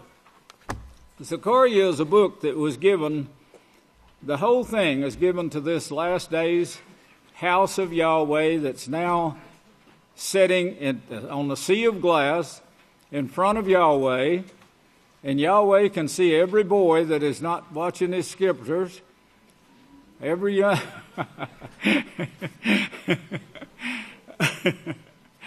He can see you. He's got his eyes on you right now. In fact, that's what he says also. He says, my eyes and my heart is going to be on you at these appointed times. These appointments, the Sabbaths. My appointed times. Well, here in Zechariah now, 1, he gives you the year this took place in the very first verse. And then in verse 2 he says, Yahweh has been exceedingly angry. This is not true. It's exceedingly thoughtful. Exceedingly thoughtful about you. And, of course, keeping in mind that Israel will be saved, there's some that won't. And, of course, that's what the golden altar represents, is what they're going to cause, from their sins. That 4 horns that all the sacrifices was thrown on. Yahweh has been exceedingly thoughtful with your fathers, concerned about your fathers. He doesn't guide them, but he allows them to go this way and do these things. The very fact that he had Moshe build that golden altar with 4 horns shows that he knew what they were going to do. He told that to Moshe. They're stiff-necked and rebellious people. They're not going to obey the one sent. They're not going to receive the one sent, as the deacon brought out this morning. I was getting my notes ready this morning, but I could hear the deacon speaking while I was writing. But these horns of the great altar here, that represents death, the gorging, the killing, the force, the armies. It represents all of that. And then Revelations shows you that they become flying. They can fly in these last days. Well, Yahweh has been extremely concerned, exceedingly concerned. And verse 4 says, do not be like your fathers. You see the warning there? And and would desire, but knowing they're not going to, repent. Repent and be converted and start practicing righteousness. But notice what he says here. Do not be like your fathers, unto whom the former prophets have cried out, saying, This is what Yahweh of hosts says. Turn away from your evil. Evil. Evil was shown to you in Genesis 3:5, when Yahweh says, don't practice this. Don't go this way, it brings death. It's going to start you to die. And of course, if you look to, hold your place right there, we'll come right back to it. But turn over to Matthew 12 and look at what the Savior said. Speaking also of the fathers here now. Notice he's speaking, don't be like your fathers. Verse 4, do not be like your fathers. And Matthew 12 and verse 33, he says, either make the tree, speaking to the Pharisees, Sadducees, Essenes, and Herodians, when the Pharisees heard, they said, this fellow cast out demons by Beelzebub. And Yahshua said, well, who do you cast them out by? You know, of course they couldn't cast them out. So anyway, in verse 33, 33, he says, either make the tree, speaking to the Pharisees, Sadducees, and Essenes, and Herodians, either make the tree righteous and its fruit righteous. Now get that, those two words, the tree and the fruit. Make the tree and the fruit righteous, or else make the tree evil and its fruit iniquity. For a tree is known by its fruit. These were deceivers. That's the reason he was saying this. You need to be open and let these people know what you're actually teaching. He says you preach one thing with your mouth and then you practice the other thing with your action. Then verse 34, he says, brood of vipers. Now, of course, he is speaking of Satan, the serpent, bringing forth this brood of snakes who speak with a forked tongue, as the Hebrews in early Oklahoma brought forth. You brood of vipers, how can you, being evil, speak righteous things? For out of the abundance of the heart the mouth speaks. A righteous man from the righteous treasure of his heart. Get at this, all you boys now, and all you grown men, all you women. Get this. A righteous man or woman or child from the righteous treasure of his heart. Remember, you're sitting right in front of Yahweh. Brings forth righteous things. But the evil person, this is telling you what evil actually means. Evil person from the evil treasure brings forth evil things. And I say to you that every word against the work of Yahweh will not be forgiven. And he gave them that warning, speaking of the work that he was doing at that time. Now go back to Zechariah. And remember Genesis 3:5, Satan was teaching, be like these gods, don't be like Yahweh. In Genesis 3:1-5, she is actually teaching the people to practice God worship. Be universal. Be Catholic. That's what Satan was teaching Eve. Be evil like the gods. Well, in Zechariah now, he shows the fathers.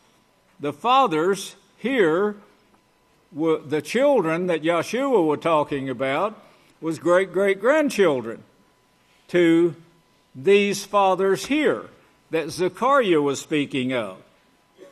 And the ones that Moshe was speaking to. Look at verse 17 now. Zechariah 1 and verse 17. Cry out further, saying, this is what Yahweh of hosts says, my cities will again overflow with success, and Yahweh will yet comfort Zion.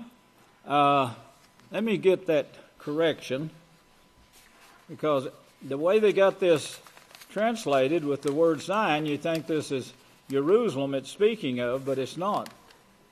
Zion and Jerusalem both mean house of Yahweh and those who lift up holy hands to Yahweh. Then, if you remember now, the thing was closed and sealed in Daniel's day. So Zechariah was writing for our future. Then came Daniel, who wrote from 600. Zechariah wrote from 500. So all of this was closed and sealed from understanding. So he was saying now, comfort Zion, he will yet do this, and that is his people who lift up holy hands to Yahweh, and he will choose the house of Yahweh, choose the members of the house of Yahweh. Then I raised my eyes and looked, and behold, 4 horns. 4 horns. Well, that's in the days in our day. The 4 horns of the golden altar that represent the quartet. So in the day that Yahweh chooses a house, and that's what he's saying here, chooses his house, and then he looks, he says, and I see 4 horns. And I said to the Malach who talked with me, what are these? And he answered me, these are the horns which have scattered Yada and Yisrayl and Jerusalem, have scattered them. This is what Yahweh told Samuel. If you remember, this is what they're going to do. You choose this. You choose a king instead of Yahweh, and you're going to be fighting battles all on your own the rest of eternity here until you're wiped out. Then Yahweh showed me 4 craftsmen, and I said, there's a sermon on this right here, so I see no need to bring that. And I said, what have these come to do? And he spoke, saying, these are the horns which have scattered Yada, so that no man could lift up his head. These then have come to terrify them. This was the same thing you see in Genesis, the 10th chapter, where Cush created the Nimrod school of terrorists. You know, we see these terrorists out here in action, and we think, you know, that's just somebody, another going crazy. But there's an agency behind this system, same as there was in the days of Cain. All the world has gone the way of Cain. Remember that, and it'll be easier for you to see what's taking place. Remember the words of Yahshua, too, in 8:44. Yahchanan 8:44 says, Satan is your teacher, and what she wants you to do, that is what you're going to do. It's almost like they have no choice once they choose this kind of life. It keeps getting worse all the time, but they can't see what they have done. And the Pope stands up there and says, well, I'll forgive, give these power to forgive your sins. Well, what does that mean? Nothing. It's absolutely nothing. Oh, I forgive you. Sure. Well, what next? That mean I'm going to go to heaven now? Is that what you're saying? Yeah, you'll go to heaven if you die. I've already forgiven you. Well, that's a crop of baloney. It's fake words. The only way you're ever going to be forgiven is Acts 3:19. Repent and convert. Convert to practicing righteousness. He says, these then have come to terrify them in order to cast down the horns of the nations, which have lifted up their horn against the land of Yada to scatter it. Well, of course, now they're sitting on the main one. The leader of these is the divining serpent, as is shown in Revelation 17, the leader of the kings, the religions of the earth. Now, you've got to remember Daniel in this. Daniel 2 through 7 there gives you these religions and how they developed, and then another one developed, and another one, up until 4. That fourth one then became the strong one with the army, the great army. So he's given these horns. See, cast down the horn. Yahweh, this is in his plan. Do you see this now? You have to look back here. Do not be like your fathers. Verse 2. Yahweh is very concerned. So Yahweh, for your sake, this is going to take place. I'm going to allow this to take place right here with the horns, the 4 horns, that is the quartet. They're the ones that's bringing us about in leading, being led by, terrorized by. They say when the Vatican sends the Pope to a country, that country leader is terrified. He's shaking in his boots, thinking all hell is going to break loose now in his country. And of course, he's given an offer that he can't refuse, and he's got to do what the Pope says. It's like the syndicate. Some of the information that comes forth from them. You know, if you give me some money every month, I'll protect your place from getting burnt down. Well, they're the ones that set the fire. The Vatican is the one that set the fire. And Yahweh, in his concern for Yada and the family that he brought out of Egypt, the family that he's still guiding, that is scattered throughout the earth, of course, now, and of course, Yada that sits on 7 hills is still holding the scepter now, the ruling scepter. So Yahweh, being concerned here, deeply concerned, has issued 18, the 4 horns. He set it in front of his throne. This goring 4 horns of death. It started out with, bring this if you've sinned in this manner. Bring this one, this animal, if you've sinned in this manner. Offer 3 of them for this, 5 of them for this. That was on the horns of the golden altar. And they'd take so much of this on their finger and put it on the horns, the blood. Then pour the rest of it in front of it, showing where it's coming from. This was a prophecy, a reminder of what sin, as Hebrews says. We'll get to that later. But you got to understand this now, and you can if you'll just look. They took the blood with their finger and put it on the horns, showing, and as Yahshua said, upon you is laid all the righteous blood from Abel clear down to now. On you. You brought it because of your rebellion. If you had, as Jeremiah said, Jeremiah 23:16, if you had stood in my counsel and taught my people my ways, my laws, you would have turned them from the evil of their ways. The evil that we just got through covering, breaking the laws, committing iniquity, teaching iniquity.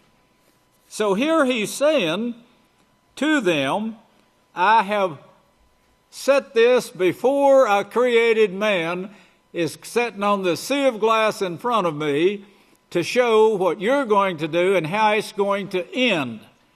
And Yahweh actually shows then in the prophecies what sin will bring, and he shows it in such detail, brethren, such detail, and for time periods like this time period, the time period of the nuclear bomb, where it's actually going to end.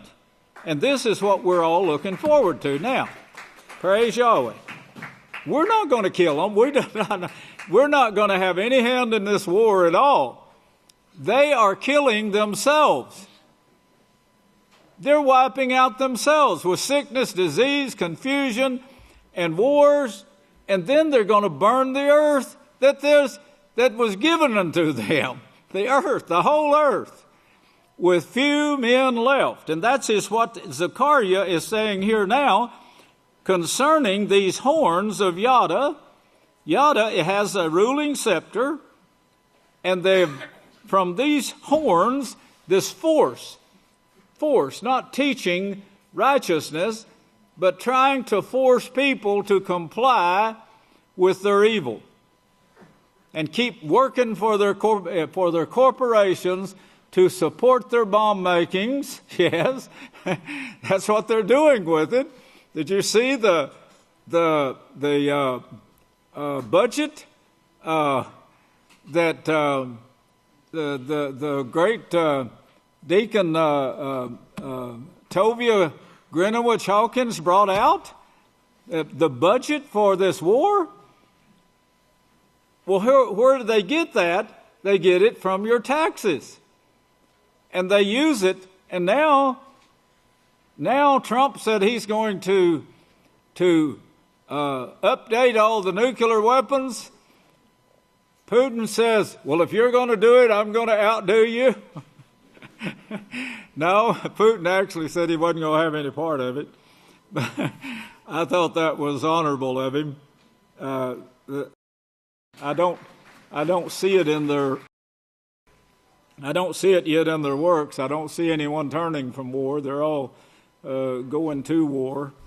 But anyway, Yahweh has allowed this, and the four horns here, he looks in these last days here, and he sees what Yahweh is actually going to do, because Yahweh is very exceedingly concerned about his plan being brought forth here, and this is part of that plan. We're in 21. Okay, 21. Look back now to Exodus, and I want to show you Exodus 38. Exodus 38 about these horns, this golden altar, and no one knew until this time period, brethren. I've read all their works. No one knew until this time period what this thing represented. In Exodus 38, Exodus 38. Now keep all the things you just learned in mind now. And remember, this is sitting in front of Yahweh and his throne, as we'll see in Revelation. Sitting in front of Yahweh with you. With you, house of Yahweh, these last days, house of Yahweh. Okay, here in Exodus 38, verse 1 says, so he built the altar of burnt offerings. Well, we'll see what those represent, but I'll tell you, Hebrews says they're a reminder of sin, and that's the only thing they were. And Yahweh said, did you think that I thought that you were offering this to me? You know, he knew who they were offering it to. He knew that these were Coptic Catholics and were not going to change. Then verse 2, he made the horns on the four corners, and the altar were all of one piece. But he made its horns on the four corners, and he made it out of bronze. Turn over now to Leviticus. There's a bunch of scriptures on this, but I think these two, Leviticus 4, I think these two right here will help you, will be sufficient for you to understand it, and then you see it later as you study. When you see four horns, and rest assured, it's talking about the end of this whole era wars, bringing about just wars, as the Pope prefers to call it, or the Vatican prefers to call it. Leviticus 4, and start here with verse 18. And he shall put some of the blood on the horns of the, and here's where a word was added, incense, which I said it could be, because incense was used in front of Yahweh's throne, and it was used by Moshe to send in along with prayers. But it's not necessarily so. That word, if deleted, horns of the altar in front of Yahweh. In front of Yahweh? Do you get that? Now we know it was he was doing this to put it in front of Yahweh's throne in the tent of meeting, in front of behind the curtain. But we're shown in Revelations now that this represents what's set outside the tent that wasn't allowed to go into the tent. Altar in front of Yahweh. So you have the four horns of the golden altar, and golden altar is what it's called, although it was made of bronze, but it's called the golden altar, which is going to bring forth gold in a roundabout way, because Yahweh is letting them play their full length of sin out, letting them, he's going to let them get their fingers burned, and they will never want to do this again. This is the concern that he has, and he's gone all this 6,000-year period to bring this about, then increase the knowledge and show exactly what they will do with that increased knowledge. So he shall put some of the blood on the horns and of the altar in front of Yahweh, which is in the tent of meeting. In the tent of meeting, notice. Do you get that? In the tent of meeting. Then he shall pour the remaining blood at the base of the altar of burnt offerings, which is at the entrance of the tent of meeting.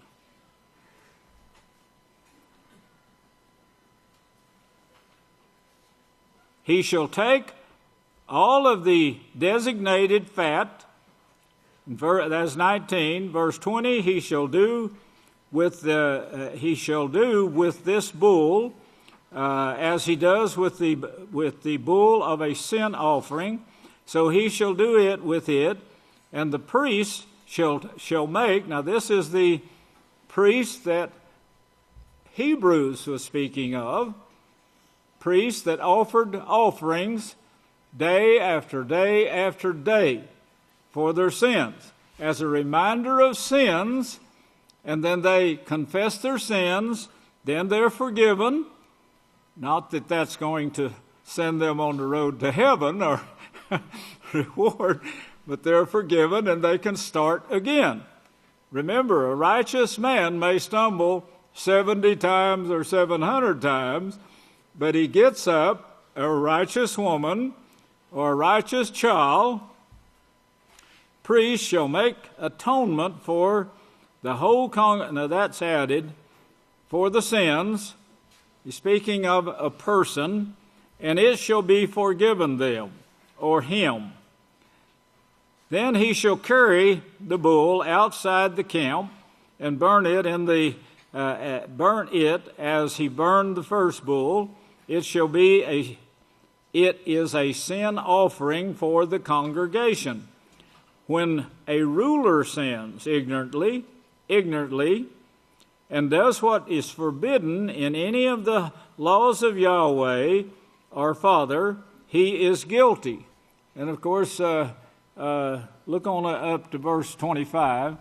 The priest shall take some of the blood of the sin offering with his finger, put it on the horns of the altar of burnt offerings, and pour its blood at the base of the altar of burnt offerings. So you had one representative in front of Yahweh inside the tent of meeting, and you had the other one outside the tent of meeting, not allowed inside. Now, where sacrifices are perfected, let's go over to Hebrews now. With all of that in mind, don't forget what we've covered. Hebrews, the 10th chapter.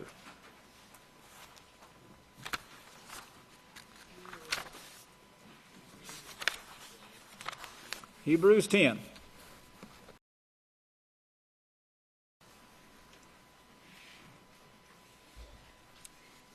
Now these priests were not perfect, and they were appointed according to bloodline. The Levites, if you remember, came against Yahweh, against Moshe, and Yahweh says, "That's all right." He says, "Instead of the firstborns, I'll just take these Levites," and this is who he was dealing with here. And of course, they all the 12 tribes praised Yahweh. They're still praising Yahweh. He holds the scepter, and they're still praising him. He's given them a sinful life to follow.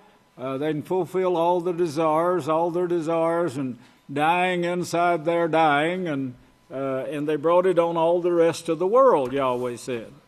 And they killed those who would not agree, persecuted the prophets, and so forth. Well, here in Hebrews 10 and verse 1 first, for the law having a shadow of righteous things, this is speaking of the sacrificial law now, the four horns of the golden altar, the altar that sits inside the tent of meeting, which represented what would come after the horns was chopped off. For the law, having a shadow of righteous things to come, and not the very image of the things, can never, with those sacrifices which they offer continually, year by year, make those who come nearer perfect. Neither can saying, "I forgive your sins." That can't make you perfect. That can't make anybody perfect. In fact, it doesn't do anything for you. Yahweh forgave them, and he says, try again, and keep trying. For then would they not have ceased to be offered. Did you notice they ceased to be offered? They are not offered anymore. For the worshipers once purged would have no more consciousness of sin. But in those sacrifices there is a remembrance made, or a reminder of sin, every year. Every year. Now look at verse 11. And every priest standing daily ministering on the same. Now they were killing these animals, and this is the part that I don't like to preach because I get broken down. But these animals, oh boy.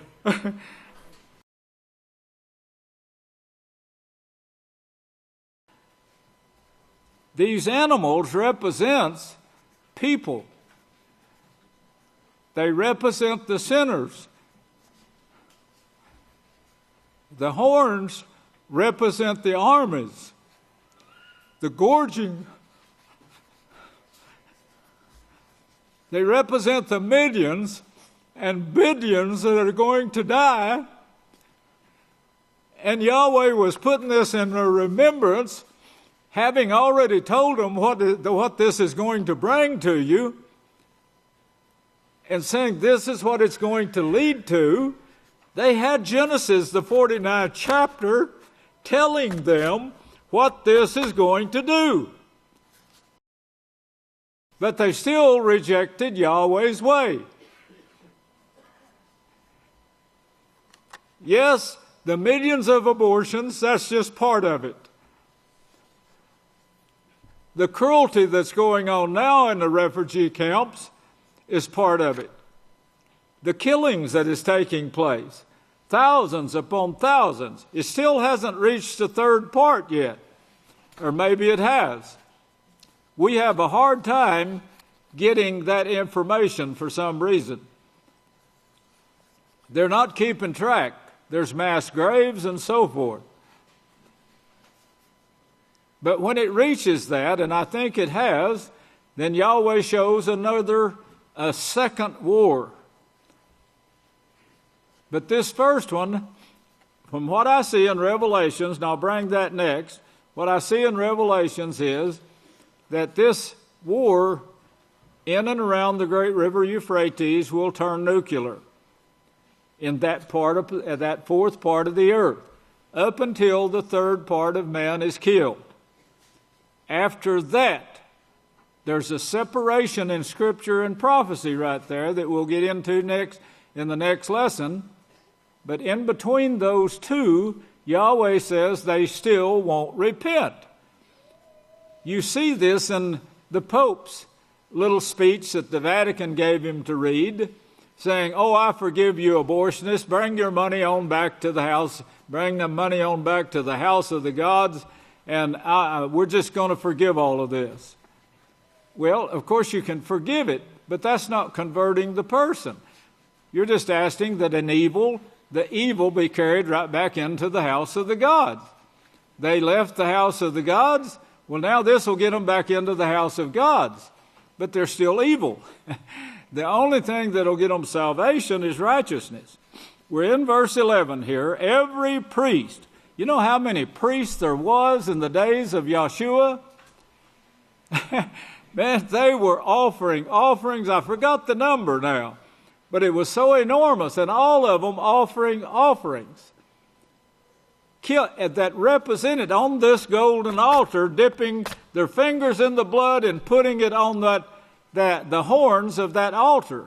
That was their job, as a reminder of the blood they were going to shed. And in the last days, as Daniel said, the knowledge would be increased, and there's going to be the worst time of trouble ever. So did the Savior say the same thing.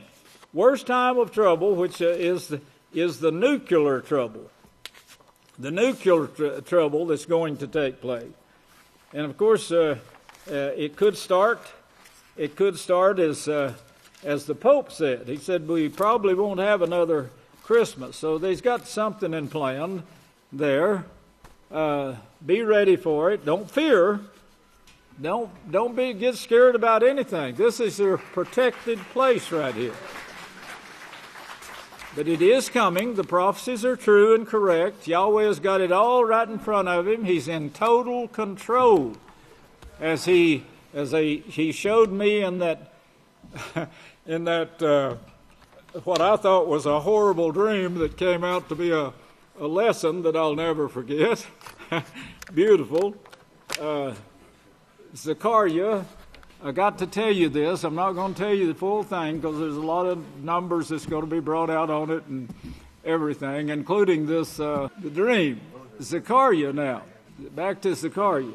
Y'all can work on this. You can study this.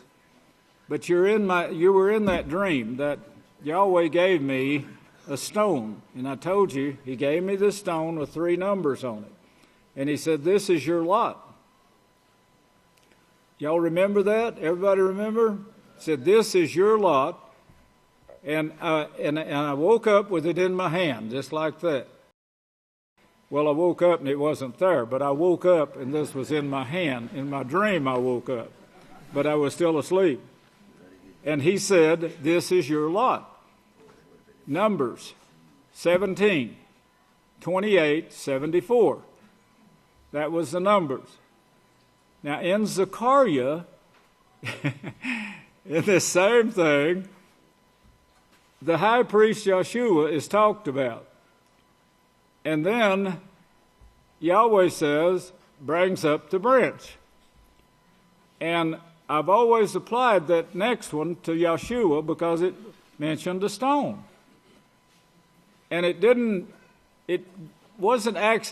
dawn on me till this week. That stone is the subject there in that chapter 3, if you're not familiar with it. Chapter 3, the subject there is the branch. Well, the branch, brethren, is you. You're the branches. We are the branches. Yahshua was the vine. Don't forget that. It'll help you out of a lot of scriptures. Yahshua is the vine. We are the branches. Well, Yahweh said to Yahshua, he says, look at the branch. Behold the branch, because I'm going to give to you a stone to work with. Well, that stone is us, and that was the very stone that was put in my hand with the number 172874 on it. And if you start studying this and you really study it, you'll be ahead of me the next time I speak, because I am going to cover that. And because that stone that he gave to Yahshua was the branch, with the stone saying, I'm going to give him knowledge and understanding. I'm going to give this stone, this is his lot, and you're the one that's going to use him. You're going to be high priest over this stone.